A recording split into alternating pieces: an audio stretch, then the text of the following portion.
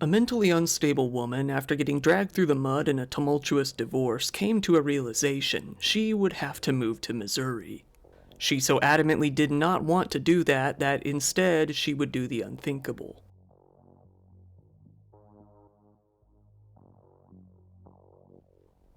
I think it's fair to say that, after working on a huge number of videos on this channel, some people shouldn't have kids. This case actually highlights two kinds of people, one that absolutely should not have kids, and one that seems like he was meant to have kids. Let's get into it. Veronica Youngblood was a woman who was originally born out in Argentina. Growing up there, she didn't have the best life by any means. She was raised in absolute poverty with parents who treated her horribly, with both physical and sexual abuse being common in her household. Her parents even introduced her to an unspecified South American religion, one in which the followers believe that they can communicate with the dead. Once Veronica was a teenager, her parents kicked her out, forcing her to live in the streets of Buenos Aires. Eventually, she got pregnant and had a daughter, Sharon. With no career to speak of and no means to support herself, she had no choice but to turn to prostitution in order to raise her child. She has since stated that she didn't even have the money for food or clothes at the time, but early pictures show that Sharon had her ears pierced and had some pretty nice earrings in them, which kind of puts everything into question. Ron Youngblood was a military man, often getting deployed overseas. In 2007, he was stationed out in Argentina himself, Buenos Aires to be specific. While stationed there, he met none other than Veronica. Despite her work and the fact that she already had a daughter, Ron fell for her, pretty hard. He got very close to Sharon as well during this time period, coming to see himself as her true father. After 2 years of being in a relationship, Ron and Veronica flew out to Las Vegas to get married back in 2009. After a few years of being a small, happy family, the two decided to have another daughter in 2012, Brooklyn Youngblood. Not all was happy though. Ron would often have to be away for work, something that Veronica despised. Nevertheless, the two stayed together, moving out to Oakton, Virginia in 2015. This new living situation would not last though. Just 1 year later, after much fighting, the two decided that they were beyond reconciliation, opting for a divorce instead. Throughout the divorce, Ron insisted that he needed to have full custody of both of the kids. While he wasn't specific, he said that Veronica was very irresponsible and failed her parental duties time and time again. Veronica was extremely angry about this, given that she had found full-time employment and felt she was doing pretty well for herself.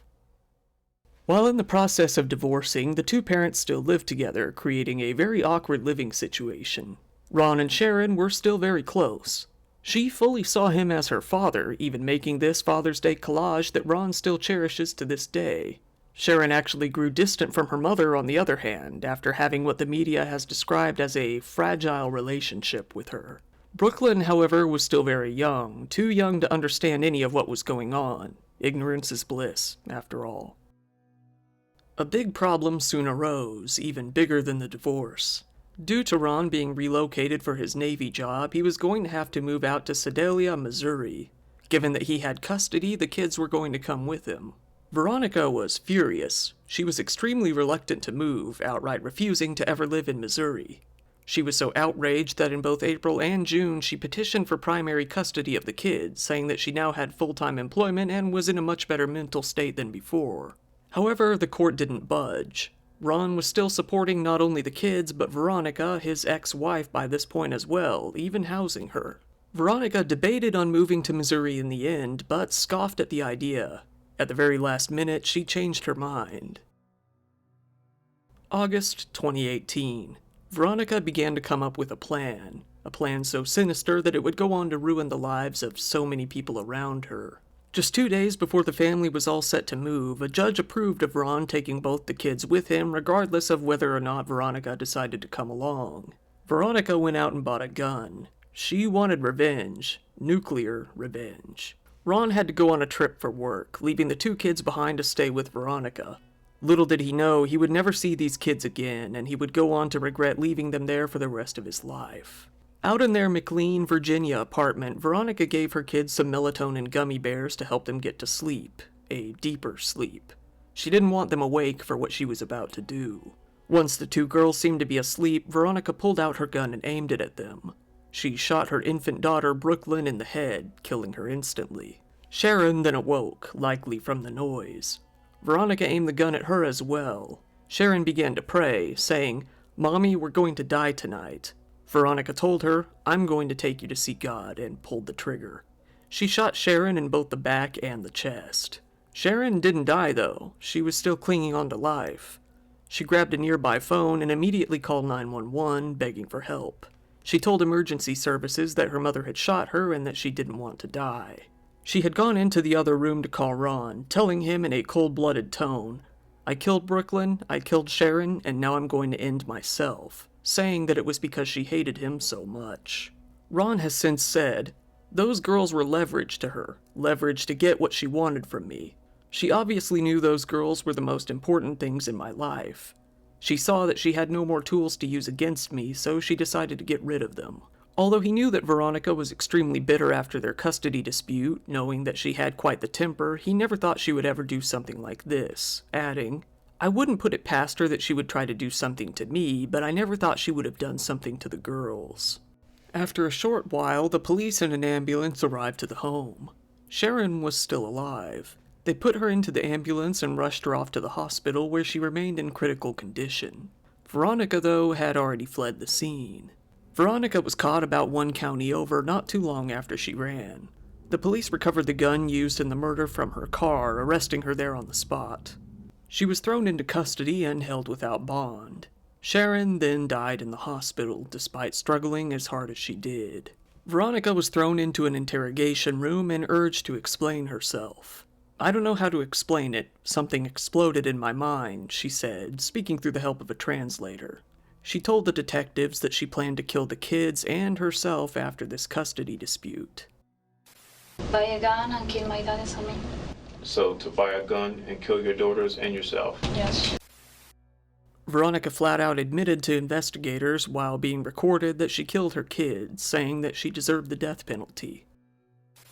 I am guilty. So your punishment should be what? Death penalty. Death penalty? Veronica was formally arrested for the murders of 15-year-old Sharon Castro and 5-year-old Brooklyn Youngblood on August 5th of 2018. Soon enough, her trial began. She decided to plead not guilty by reason of insanity. Veronica Youngblood claimed in court that she heard voices, but that defense was thrown out and the trial continued. Throughout most of the trial, Veronica continued to look down at her feet. To anyone watching, it wouldn't be a stretch to feel that she had some sort of remorse for what she had done. Her attorneys went on to point out to the court that Veronica had grown up in poverty, suffering all forms of abuse from her horrible parents. They emphasized that she was so desperate to provide for herself and her daughter that she would turn to prostitution, something she adamantly did not want to do. However, given what she had done, this didn't seem to garner any sympathy from the jury. Her attorneys, after failing to get the sympathy they had tried to get for her, decided to place as much blame on Ron as they could instead. They claimed that his controlling tendencies and him coming out of the divorce in much better shape than she did had sent her over the edge. While Ron did admit that he got a better deal in the divorce than she did, giving him more leverage over the kids, he couldn't believe that something like that could justify what she did. All throughout the trial, the Fairfax County Assistant Commonwealth's attorney, Kelsey Gill, described Veronica as being selfish, malicious, and a deliberate murderer. She played the 911 call from Sharon to the court. The jury, after hearing it, was so disturbed and traumatized that some of the members opted to attend therapy afterwards. Kelsey Gill added, "There really aren't words that can describe the depravity with which Miss Youngblood planned and carried out the execution of her children." Veronica exploded in anger during the trial, placing all of the blame on Ron. "Why did you leave the girls with me?" she screamed, saying that none of this would have happened if he didn't. Veronica Youngblood was soon found guilty on 2 charges of murder and felony firearm use. Before her sentencing, Veronica spoke for about 30 minutes, telling the court how hard raising her daughters had really been. She told the judge, through a translator, "I've been a good mother, but something happened. I don't know how to explain it." Ron felt confident that the judge would impose the maximum sentence on Veronica. After what she did, there was no chance that she would garner any sort of sympathy. It simply wasn't feasible. No matter what sentence she ended up with, though, it wouldn't bring his daughters back.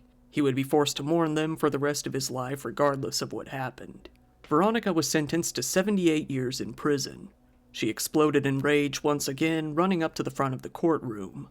A guard had to restrain her to get her under control. She repeatedly yelled no as he pulled her out of the courtroom, kicking and screaming. After this outburst, officers felt that she would try to end her life somehow, so she was put on a watch as a result. Her attorney asked for Veronica to serve the sentences concurrently, meaning she would be serving time for all of them at once instead of back-to-back. The Fairfax County Circuit Court Judge, Randy Bellows, refused this suggestion. Veronica was all set to serve each sentence one after the other. He said, "Mothers and fathers have many responsibilities, but none is more grave than keeping their children safe." Tragically, their mother became the instrument of their death. The Fairfax County Commonwealth's attorney, Steve Descano, who worked with prosecutors, gave a statement after the sentencing, saying, "There is no outcome that can give these children back the lives that were taken from them, but today's sentence is a measure of justice for their family." Ron Youngblood felt a bit better, but it didn't fix the problem in the end. He wasn't getting his kids back. He knew that Veronica felt a great deal of anger towards him, sure, but this was far beyond anything he would have ever imagined. He told the media, simply, "They were the most important things in my life." Veronica's public defender, Dawn Butorak, said that she expects Veronica will seek an appeal. We'll just have to see if that happens. Ron went out and built a few memorials for his daughters, one in Chantilly and one in his hometown in Missouri. He still thinks about his girls regularly, posting memorials for them on their birthdays each year. Veronica continues to rot away in prison, and likely will for the rest of her life. Once again, thank you for watching my video. I'm always on the lookout for some good Missouri-related cases, even though this one didn't take place in Missouri. It's got some Missouri in it. If you found the video interesting, please give it a like, it really helps out with the algorithm, and subscribe if you want to see more content like this. If you don't mind, go ahead and follow me on social media, because anytime YouTube decides to get me for something I say on this account, that's probably the only way you'll ever hear about it. If you want to support the channel even more, I do have channel memberships up now, and I have a Patreon account that I always keep linked down in the description below.